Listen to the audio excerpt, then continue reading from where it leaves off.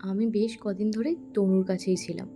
আর দীপ্তিদের গড়িয়াহাট আসার প্ল্যানিং ছিল। গড়িয়াহাট যাওয়া মানেই আমার গাদা গুচ্ছের টাকা খরচ হওয়া, ওই জন্য এখন আমি যেতে খুব ভয় পাই। তাও যেহেতু আমি এত কাছে আছি, দীপ্তি আসবে আর আমি যাব না, সেটা তো হতে পারে না।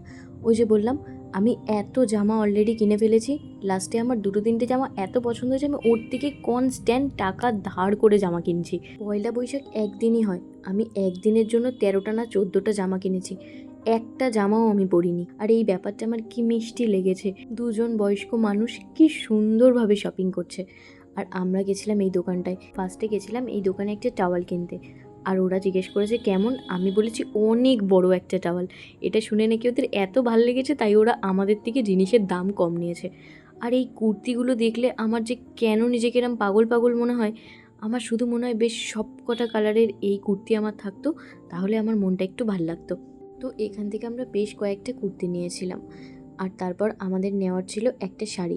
এই শাড়িটা যদিও আমার ছিল না, ওখান থেকে একটা শাড়ি নিয়ে, আর এই ব্যাঙ্গেলসগুলো আমার বেশ ভালো লাগে। আমি আগেরবার একটা নিয়েছিলাম আর এবার দীপ্তি নিয়েছিল। আর আমার হাতটার ঠিক এরকম পরিস্থিতি ছিল। 2-3 দিন আমার হাতে এত যন্ত্রণা ছিল, আমি হাত তুলতে পারিনি। যদিও এই যন্ত্রণায় খুব একটা কষ্ট নেই। তারপর সেখান থেকে আমরা একটু আলু কাবলি আর এই ব্লু লেমনটা খেয়েছিলাম। আর আজ আমার বাড়ি আসার কোনো প্ল্যানিং ছিল না। দীপদা আর পিঙ্কিদি ফোন করে আমাকে এমনভাবে বলল যে মানুষ চাইলে সব পারে, আর তুই এইটুকু আসতে পারবি না। ওদের কথা শুনে আমি চলে এসেছি। আর আমাদের বাড়ি থেকে রুটির দোকানের ডিস্টেন্স ঠিক হেঁটে 1 মিনিট, আমরা তাও গাড়ি নিয়ে গেছি। আর রুটির দোকানে বলেছে 2 মিনিট লাগবে, ব্যাস 2 মিনিট বলেছে, তাই আমরা স্ট্যান্ডে ঘুরতে চলে এসেছি। এত সুন্দর ছিল ওয়েদারটা, সেখানে আমরা ঠিক 1-2 মিনিট দাঁড়িয়ে আমরা আবার বাড়ি চলে গেছিলাম। আর পিঙ্কিদিরা ঘুরতে গেছিলো, সেখান থেকে আমাদের সবার জন্য গিফট এনেছিল। আর রাত 11টার পর আমাদের মনে পড়ে আমাদের কিছু কিছু জিনিস ব্লিঙ্কিট করতে হবে।